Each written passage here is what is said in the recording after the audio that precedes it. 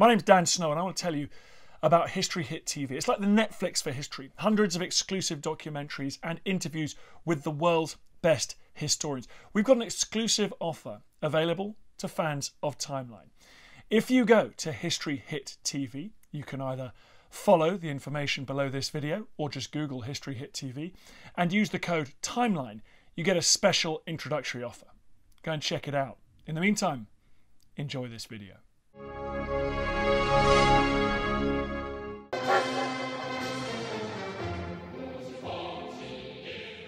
In 1958, 9 years after coming to power, Mao wanted to bring China out of its almost medieval state of underdevelopment.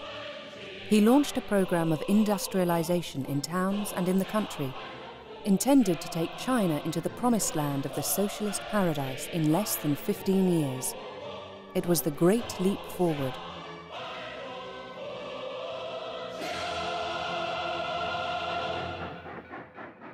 But the crazy dream became a nightmare and dragged 650 million Chinese people into hell. The country sank into economic chaos, which caused an unprecedented famine. The terrible death toll was around 45 million.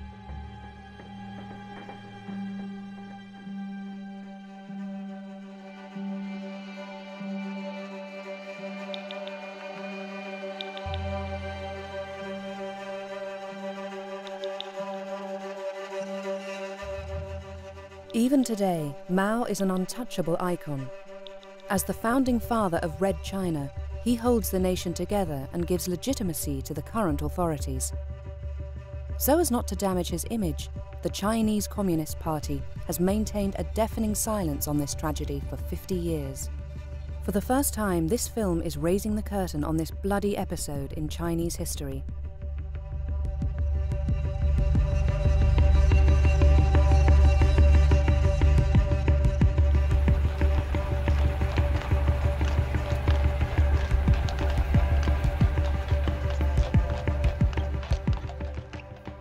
Getting the few witnesses to talk about the period and trying to reconstruct the memory of the Great Famine is not without danger. Very few have dared to defy the taboo and break the silence.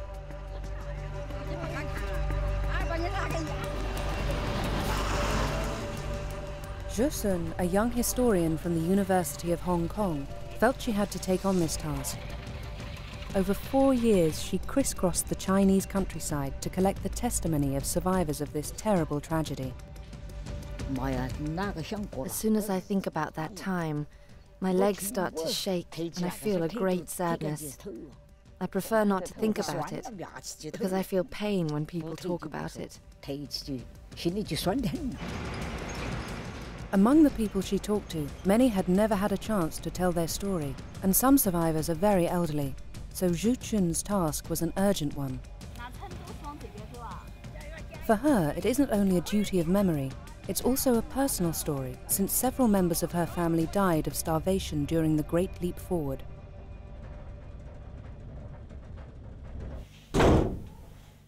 Yang Zhisheng, a journalist and historian, published Tombstone in 2008. It was the first Chinese book on the Great Famine. Published in Hong Kong, it has been banned in mainland China. His own father died of starvation during that period. Even if no one from my family had died of starvation, I would still have written the book, because it's very important. As a journalist, I had to bear witness. I did it so that future generations can know the truth.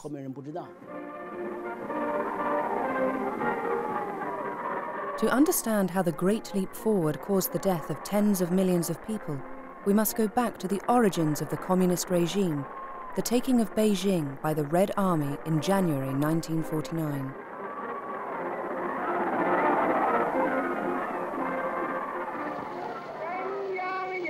The central government of the people is established.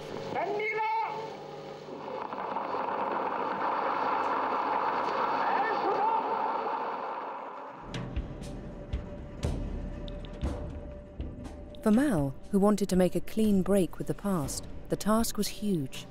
He had to overcome the traditions, the mindsets, the archaic ways of life of an old-fashioned society. He also had to stamp out the endemic famines and their processions of misery. The Chinese expected a lot from their new regime.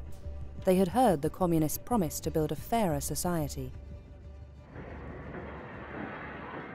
To realise his plans, Mao went to Moscow to ask Stalin for economic help and to consolidate the strategic alliance with the USSR.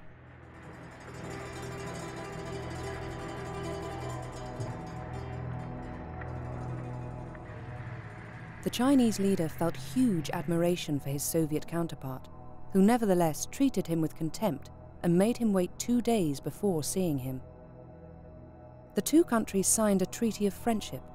The USSR would supply China with huge quantities of arms, factories, industrial and farming equipment, and all kinds of advisors.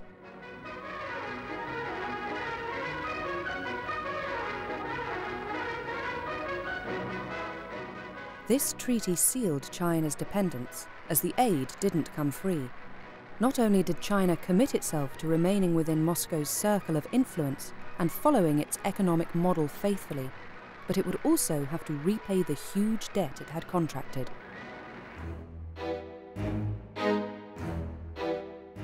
As the first step towards the Soviet model, less than a year after coming to power, the Chinese Communists started a massive reform of agriculture. It affected half of all cultivated land and benefited 300 million poor peasants.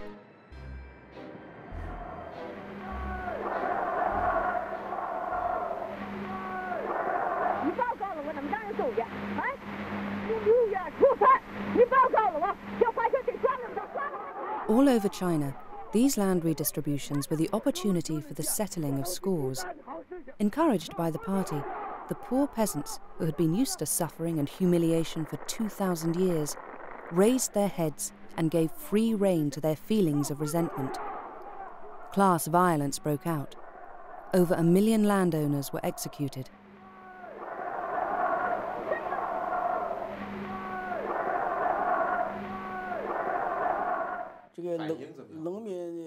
The Chinese peasants had their best 2 years between 1950 and 1952, just after the land distribution and the agricultural reform. In 1950 they were still poor, but life quickly improved from 1952. In my home region we were farming land which was ours, and we had enough to eat. We gave part of our harvest to the state, and we kept the rest for ourselves. That was plenty. I was young at the time, but I could feel that life was improving. The villages organized all sorts of artistic activities during the new year, but later all that was stopped.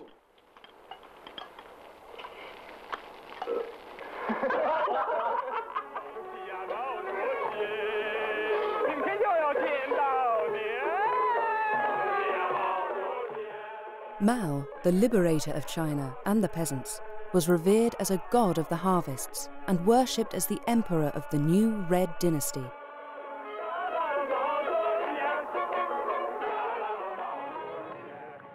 But from 1953, these land redistributions made Mao fear the reappearance of a class of small landowners.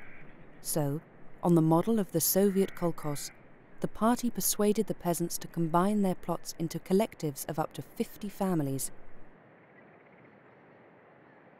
This new step was greeted with mistrust, as it meant they had to return the land they had been given 3 years earlier to the community. In spite of everything, Mao still judged the Stalinist model as the ideal, even though the Soviet tyrant died in this same year, 1953.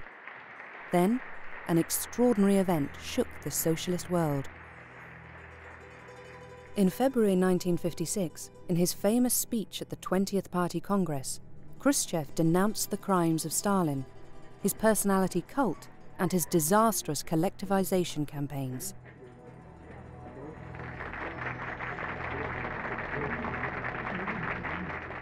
As a result, in China, the Stalinist model praised by Mao was withdrawn. The campaign of agricultural collectivization was suspended, and Mao's ideas were no longer in favor. As always when he had problems within the party, Mao turned to the people to regain the upper hand. As a good tactician, he invited the whole country to express themselves freely and to criticize the leadership. He called it the 100 Flowers Campaign, and it took an unexpected turn.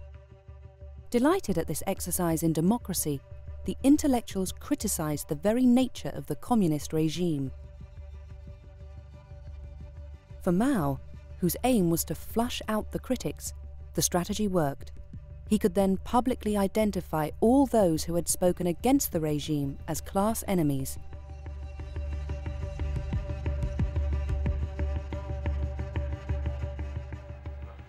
You're wrong! What are your political opinions? Do you realize what you're saying? Are you a teacher of the people or not? Do you take the point of view of a teacher of the people? Mao ordered violent repression. The slightest wrong word could be fatal.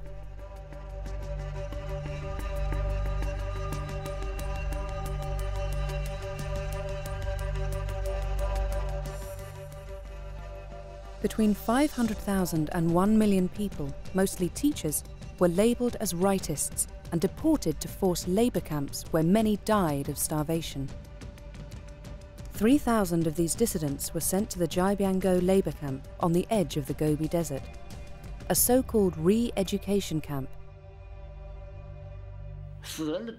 Oh, if only you knew. So many of us died. In all, 70% of the camp's population. At the time, we slept on the bare ground, in holes we were made to dig. The dead were put into big trucks and transported into the desert. They were covered with a thin layer of sand, and over time their skeletons gradually came back to the surface.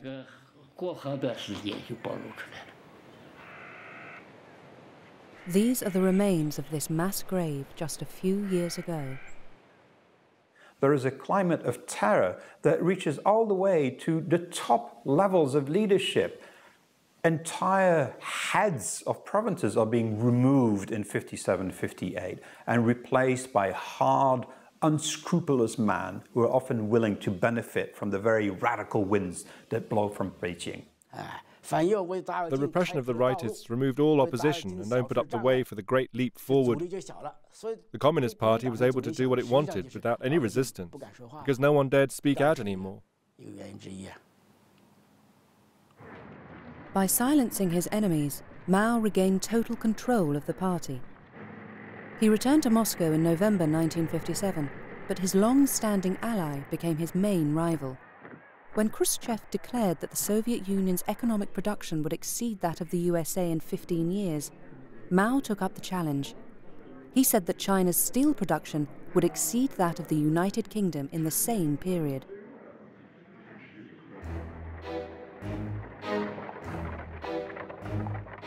"100 million peasants were recruited from all over the country to work almost with their bare hands on building projects on an epic scale, constructing roads, railways, dams and canals. For Mao, there was no doubt. The great leap forward to a communist society had really begun. The slogan "Dare to think, dare to act" became the official line of the party.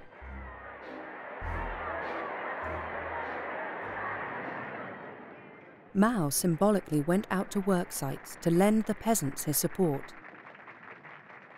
To underline the fact that he had rallied the whole party behind him, he was accompanied by Liu Shaoqi, the party's second in command, and Zhu Enlai, his closest comrade in arms.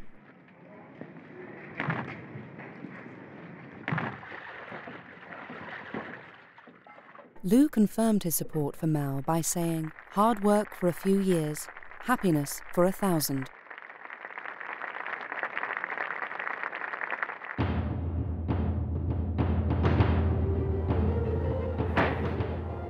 All means were used to mobilize the masses and to stimulate revolutionary zeal.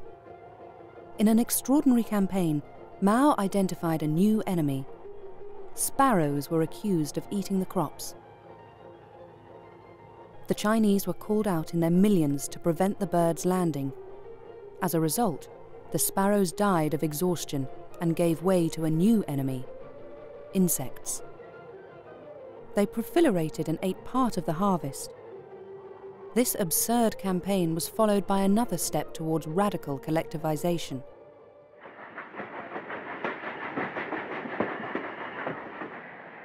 During a journey, Mao saw a banner in a field praising the merits of the first experimental People's Commune set up in Henan province. He declared with enthusiasm, "The People's Commune will be the bridge that will carry China towards the socialist paradise."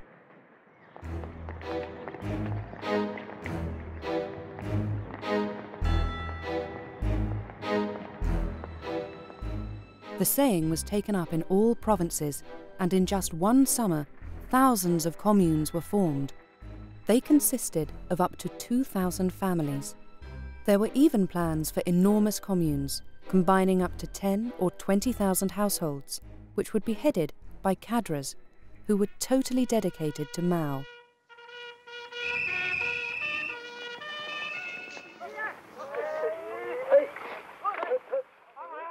The working day started at dawn and finished after dark, accompanied by music to the glory of the Great Leap Forward.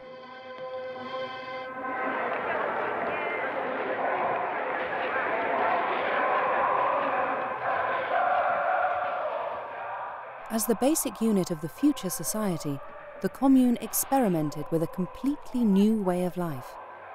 Here, everything was designed to immerse the individual in a collective life geared towards production. All private property was abolished. Houses, animals, land and production tools became collective property. Nurseries and free, compulsory schools liberated women from their maternal duties so they could work in the fields.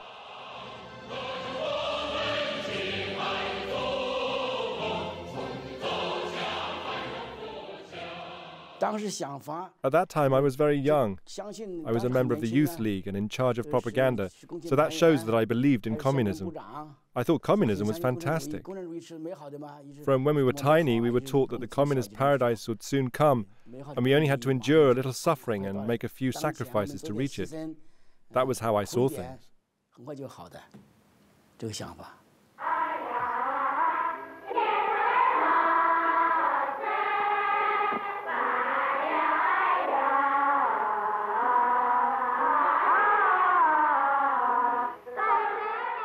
The family unit disappeared, and children were made to live by the new rules of collective life. The individual was nothing more than a cog in a big machine.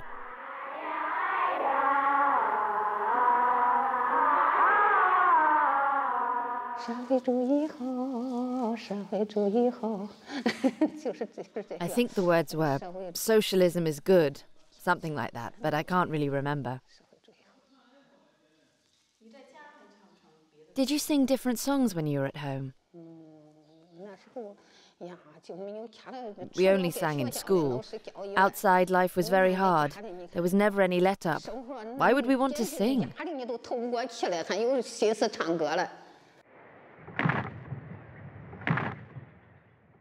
As in a barracks, men and women were separated and grouped in dormitories. Sexual relationships were regulated. Men and women were separated and couldn't live a married life. Some couples went to the fields to continue their sex life, but when they were caught, they were publicly humiliated. Some women found it unbearable and many committed suicide. So you pulled everything and all lived together? The household items were pooled in the first year. The furniture was seized for firewood and everything that could be destroyed was destroyed. The pigs, the sheep, everything was collectivized. Even the pots and pans were seized because families weren't allowed to cook. No one cooked at home anymore.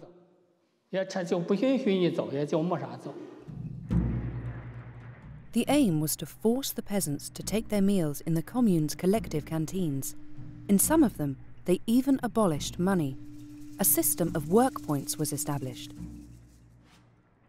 Food was distributed according to merit, i.e., each person's capacity to fulfill the production objectives.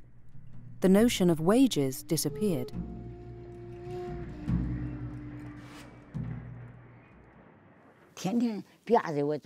It was compulsory to turn up every day. If your name wasn't on the attendance list, you were punished and you lost work points. They took points away from you. Yes. But without work points, you had nothing to eat.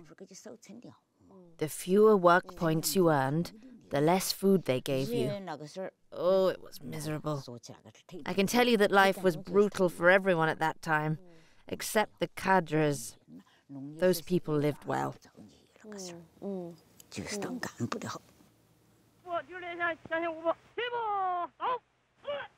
Kill! Kill! The party cadres became the officers of the people's communes, which were transformed into real barracks. Every day, the peasants underwent military training because the masses had to be mobilized for the national defense.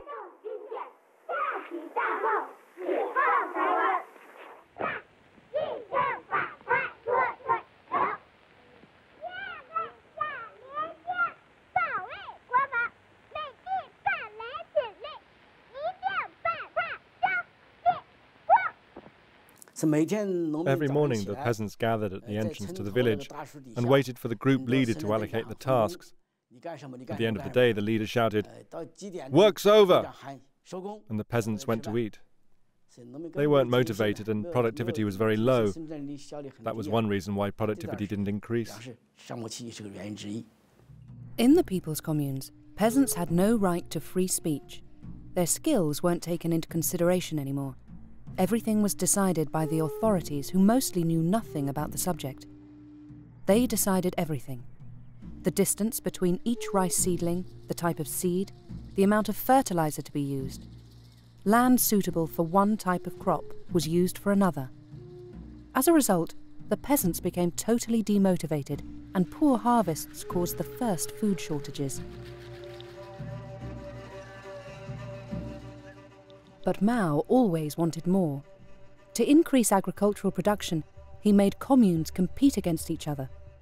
The ones that recorded the biggest harvests were rewarded in ceremonies organised by the party, while the inhabitants of the communes were terribly short of food. This was a world where achieving record production, called launching a satellite, went hand in hand with announcing falsified figures. The cadres were caught up in an escalating spiral.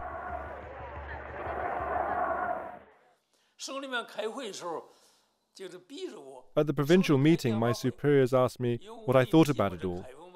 Some places have launched plenty of satellites and declared high levels of production. What do you think?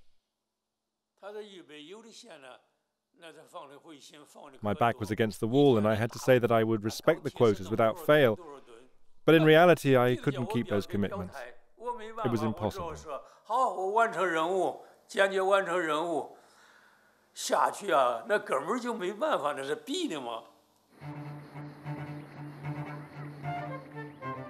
They showed Soviet advisors a field of wheat where the ears were so extraordinarily close together that they supposedly supported the weight of 6 people.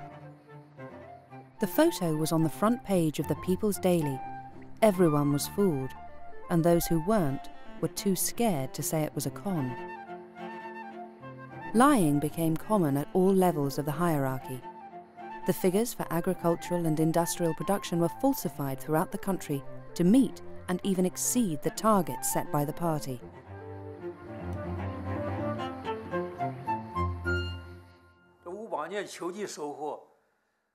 In the autumn of 1958, although there was some wheat, there was a shortage of food.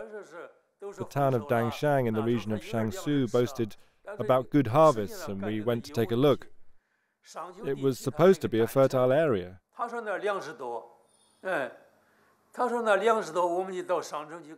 Everyone who went quickly realized that it was all nonsense. They showed us piles of crops where the cereals were on the top, but underneath was just straw or stubble. Everyone understood what they'd done, but no one dared talk about it. I saw the trick too.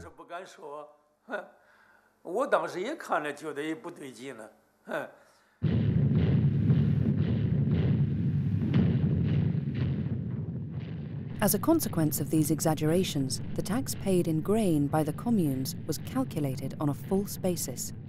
In some regions, the result was that the state demanded almost all the amounts really harvested. To make matters worse, the spring harvest in 1959 was disastrous.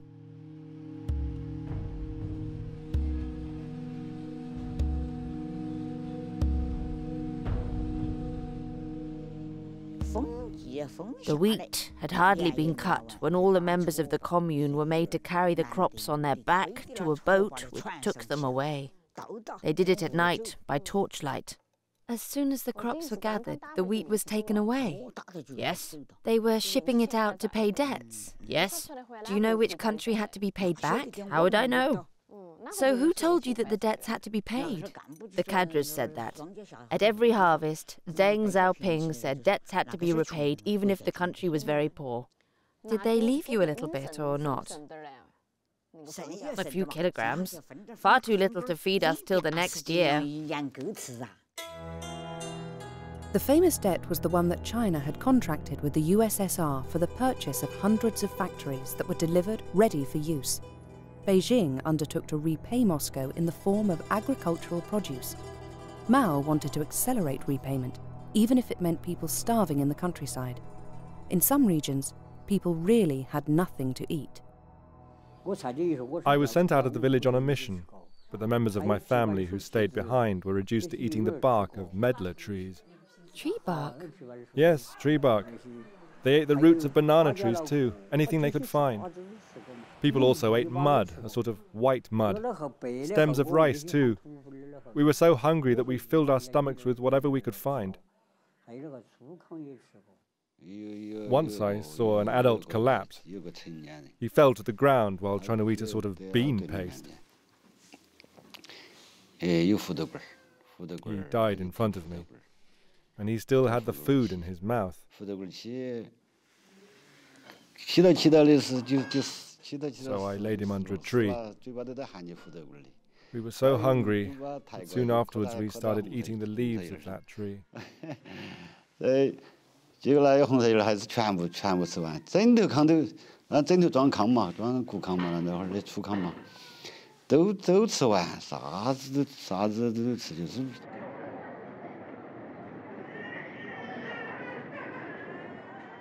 In other provinces, the shortage of food gave the cadres who distributed it the power of life or death over the inhabitants of the commune. In theory, peasants were entitled to 250 grams per day, but the cadres allocated themselves much more. They were so corrupt that they stuffed themselves shamelessly. Those who didn't get on with the leader of the production team or those who disobeyed his orders were starved to death.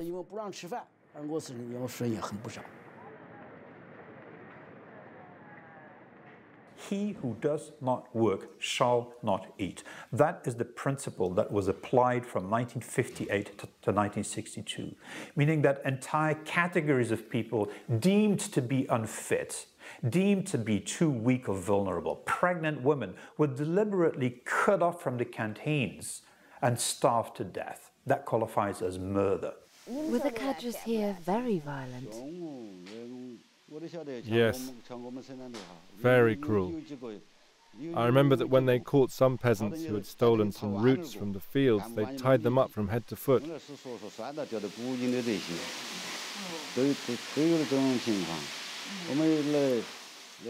In village number 8, one violent cadre beat several people to death. The collective canteens became a sort of weapon in the hands of the cadres who managed them. I know of many examples, like the case of one man in charge of a collective canteen in a village in the province of Qinghai, who one day summoned a very beautiful woman. She was suffering a lot from the famine, and the cadre asked her how many days it was since she had eaten. Then he ordered her to undress. When he saw her naked, he said, "Why are your breasts shriveled?" The woman answered, "My chest is now as flat as a man's." The cadre demanded that she bring him her daughter. Her daughter was very young, but she accepted, in exchange for 2 miserable loaves of bread. She killed herself soon afterwards.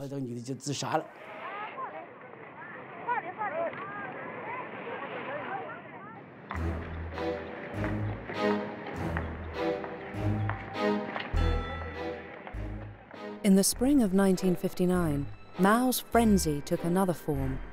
The great helmsman demanded 100 million tons of steel in the next 3 years. Since the production of the steel factories was insufficient, the peasants also had to contribute to the effort.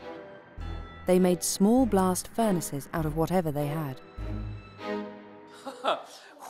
To make the small blast furnaces, we used mud mixed with hair to make it stronger.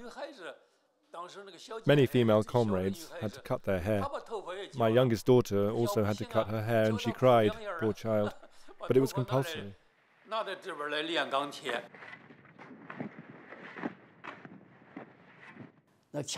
Nearly all the trees in China were cut down for fuel. Forests were razed and people had to melt down pots and kitchen utensils.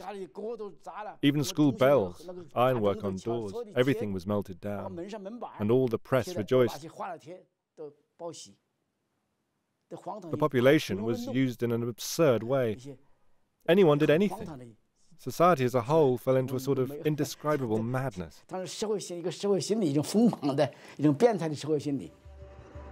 Officially, China started producing millions and millions of tons of steel. In reality, all that came out of these foundries was an unusable metal. These small blast furnaces worked day and night and mobilized tens of millions of peasants for nothing. Steel is one of these magic indicators of progress within the socialist world. The consequence, of course, is that the farmers are worked literally to death, and the grain is taken literally out of their mouths. But that's a price worth paying, in Mao's view.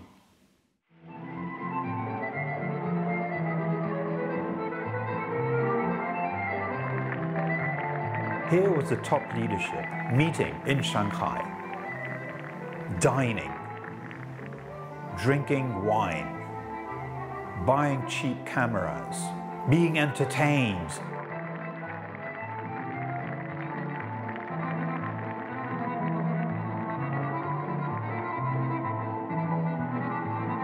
The idea that Mao somehow didn't realize that there was mass famine in the countryside is a myth. It's a complete myth.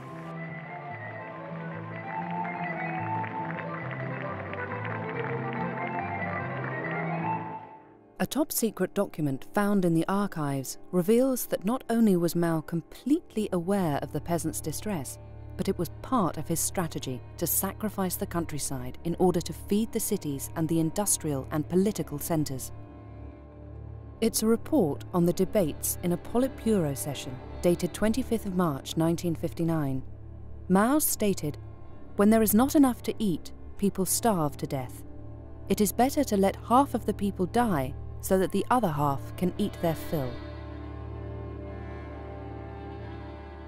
And at that very same conference in Shanghai, he actually orders procurements of grain to be increased to 1/3, an unheard of level. He says it very clearly. He says, if you take up to 1/3 of the grain, the farmers will not rebel. He makes available thousands of trucks to go and carry out that task. In July 1959, Mao gathered the leaders of the party in Lushan, far away from Beijing. The original objective of this conference was to correct the increasingly apparent issues with the Great Leap Forward.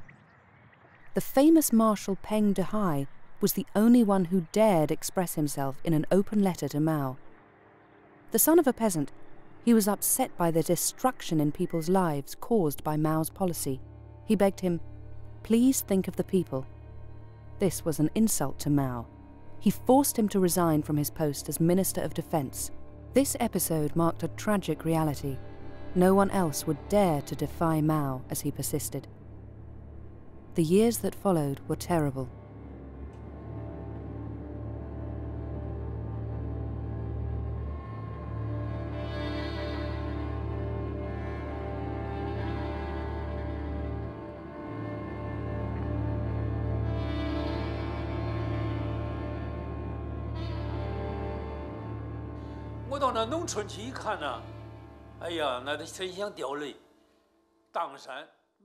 When I went to the villages, oh, it was hard not to cry.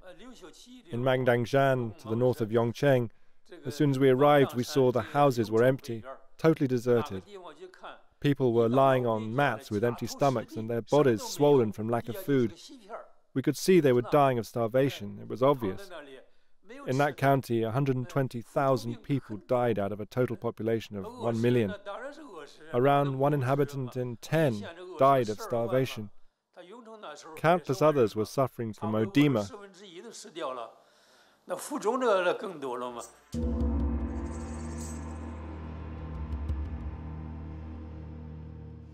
Can you imagine what it's like to starve to death? To spend your days with nothing to eat? You got very thin, and as you got thinner, at a certain point you had swellings. You'd be so swollen that it scared people. You had bruises all over your body. And in those cases you shouldn't eat salt. But many people stole salt to eat in secret. Were you there when your grandparents died? Yes. What did they die of? They died of starvation, of constipation after eating mud to ease their hunger. We didn't even have a coffin to bury my grandfather in, so we buried him directly in the earth.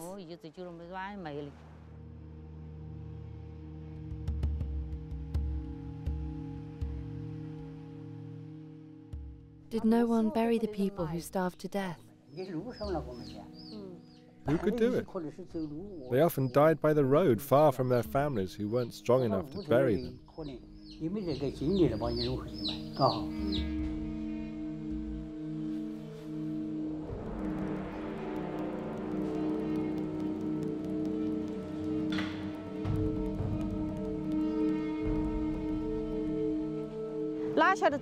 I was walking along the river when I accidentally stepped on the belly of a dead body. I let go of the cart I was pulling to run away. A bit further on, I came across another body, a child's that time. Gave me such a fright.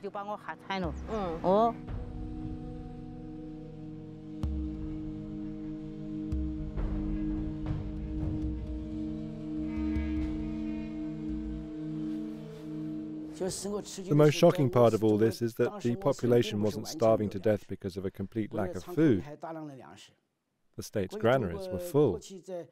In the time of the dynasties, when there were famines, the emperors opened the reserves and distributed the food to the people in distress.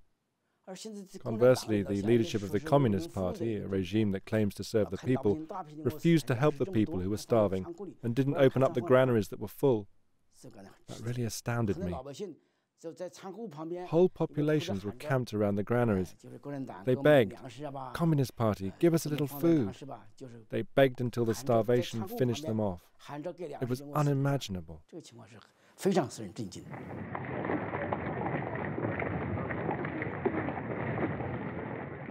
The regions where the famine raged were cordoned off.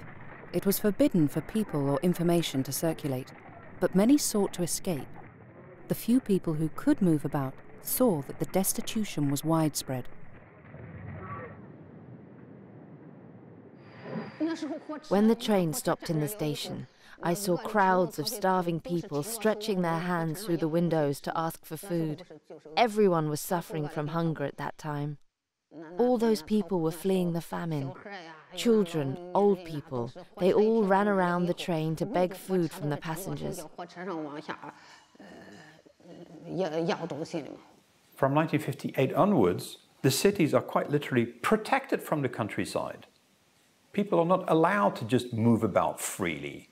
A farmer who brings a cow to market will need to travel with a permit from his local cadre. People who try to flee the countryside are sent back.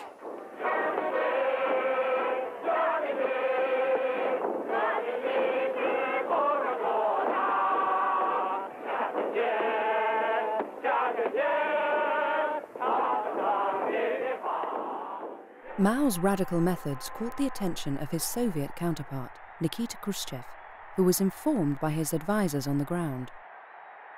During the grandiose ceremonies for the 10th anniversary of the Chinese Revolution, he took Mao aside and begged him in vain not to repeat the excesses of Stalinist collectivization. Khrushchev would say later, Mao thought he was an envoy of God charged with the divine task of building socialism before the Soviet Union. Mao ignored Khrushchev's warnings. He gave the order not just to carry on, but to increase production figures, which he said were necessary to the successes of the Great Leap Forward. 9 months later, Khrushchev suspended cooperation agreements with China and repatriated 15,000 advisors. It was the beginning of the split between the two countries. Liu Shaoqi, elected president of the Republic in April 1959, tried to restrain Mao, who was still chairman of the party. But another year would go by before Liu Shaoqi ordered investigations into the reality of the famine on the ground. I went to investigate in Yongcheng, which is the biggest county in the Jiangsu region, because I wanted to know what was really going on. Yongcheng wasn't under my jurisdiction, it was under Jiangsu's. When the local leader found out that I was investigating, he told me lies.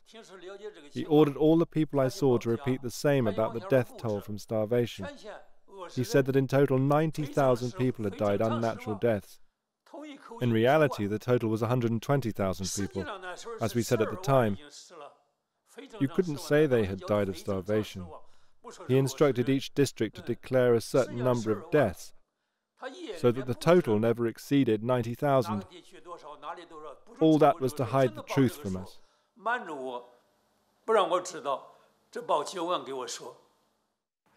3 high-ranking officials started investigations. They came to a result of several tens of millions dead from starvation. They wrote a report for Mao and Chu Enlai, but Chu Enlai immediately told them to destroy it and not to talk about it. A few days later, Chu even called them to make sure the report had been burned. At the University of Hong Kong, Xu Jun is working with Frank Dakota, who has accessed certain testimonies from those investigations. These documents show terrible realities, which confirm the report of these 3 high-ranking officials. There's a very detailed report by a high-ranking military who goes back to his home village in Hunan. And he sees that the graves in the fields have been tampered with. They've been opened. There are no bodies inside. So he wonders what is going on. It's a rainy day. He sees the house of the local party secretary, the smoke coming out.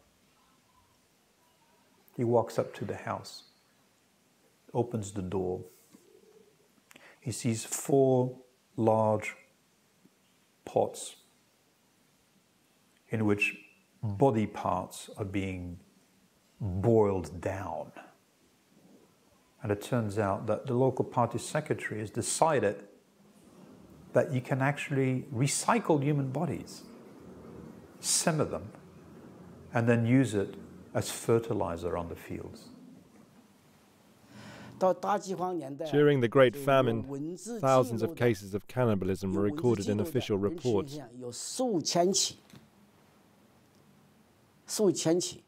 There are plenty in the archives. I know of one case in Gansu where people ate their own dead relatives.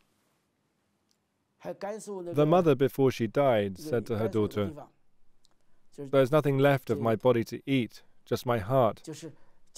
When I die, you can eat my heart." And that's what happened. When she died, her daughter ate her heart. But she, in turn, was eaten a few days later.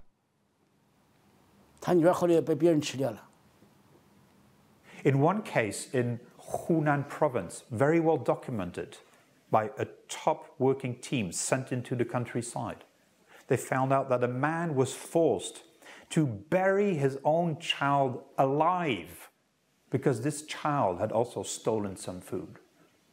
The father who was forced to bury that child died of grief 3 weeks later.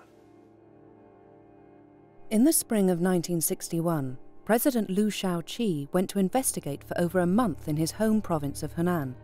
He found out that friends and members of his family had died of starvation without him knowing about it, because the local cadres had hidden the truth from him. He was upset.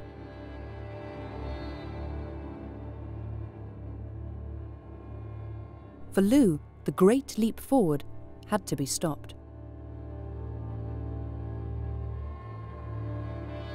But it was only in 1962 that the party brought together 7,000 cadres from all across the country to put an end to the crazy undertaking of the Great Leap Forward.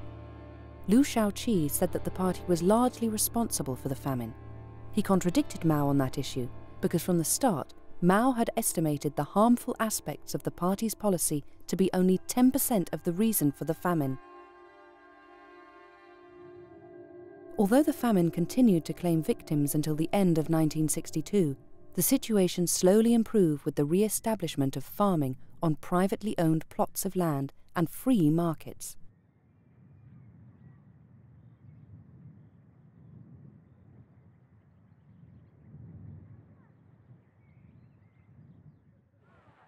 Radical collectivization in the countryside and senseless quotas for farming production, as well as steel production in small blast furnaces, were all stopped. The Great Leap Forward was over. But I have called the foreign minister here, Mr. Tavish has, and has got permission to photograph freely in Peking. And I think that if this information were communicated to the people whose permission you are asking on, the world knew nothing about these 4 years of tragedy. The regime at the time put everything in place to hide the truth at all costs. There were Western journalists working at the New China Agency. They translated our articles into English. In the 1960s, these foreigners regularly took their holidays in the province of Anhui. Everything was arranged for their arrival. The shops around where they were staying were filled up with food. Stylishly dressed girls were conscripted to canoe on the lake close by. The staging was magnificent, and the foreigners wrote articles when they returned, swearing that there was no famine in China. Everything was staged to make the Western journalists believe that China was a paradise of virtue and plenty. In the same way, foreign political leaders were taken in. Returning from China in 1961, François Mitterrand described Mao as a humanitarian and certainly not a dictator. He said Mao had assured him, "The Chinese people are not on the verge of famine. I repeat, in order to be clearly understood, there is no famine in China." It was an enormous lie. The Chinese leadership knew perfectly well that their policy was killing tens of millions of people.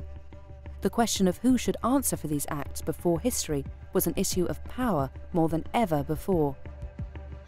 Liu Shaoqi was called to see Mao Zedong by a swimming pool. And Liu Shaoqi made a mistake when he said, "You and I are responsible for the famine. And all of it, including cannibalism, will go into the history books. History will judge us."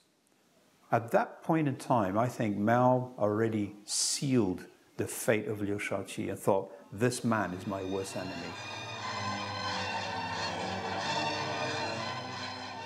Mao didn't want to be placed in difficulty by this subject or by others. So to regain power once more, he led the Chinese youth into the movement of the Cultural Revolution against the party bureaucrats.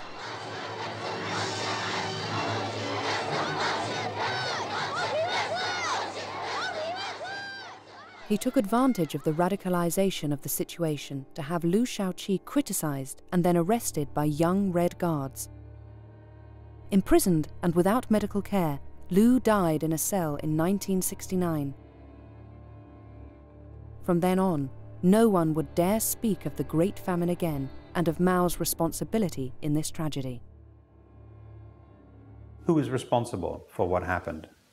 There can only be a very simple answer to that, or a very complicated one. The very simple answer is that Mao, Chairman Mao, was responsible. He initiated it, he started it, it was his vision, he stopped it. He was responsible from beginning to end. Mao ranks as one of the great mass murderers of the 20th century. The more complicated version is, how did one man get away with all of this? So it seems to me that it is both a man and a system who are both responsible for this. It's a collective responsibility of the Communist Party of China at that time. Why, 50 years after the Great Famine, do the authorities still refuse to recognize the reality of it, to discuss it, and to draw lessons from it? I think their attitude is stupid. The authorities are convinced that it would damage the legitimacy of the communist regime and threaten its leadership. In my opinion, their fears are unfounded. Do you know why I wrote my book Tombstone? I'm a member of the Communist Party myself. I wrote this book primarily to lighten the shoulders of the Communist Party, which continues to bear the huge burden of this history. Certainly one day it will have to rid itself of this weight, and the sooner the better. I'm convinced that a nation that can't really face up to its history has no future.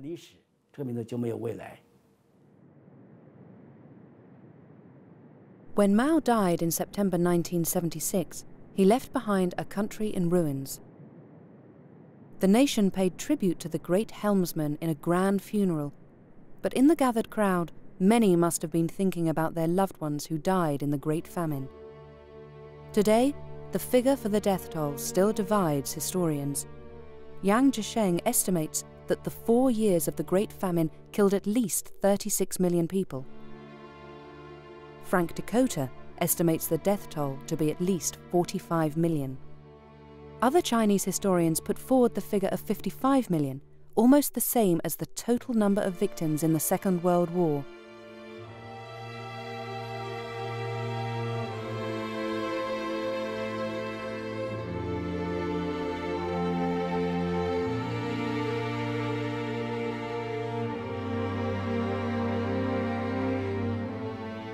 There is no monument in China to commemorate them, apart from this modest edifice in the middle of the Henan countryside. It was put up a few years ago by a peasant who defied the silence that the communist leadership has always imposed on this unspeakable Holocaust.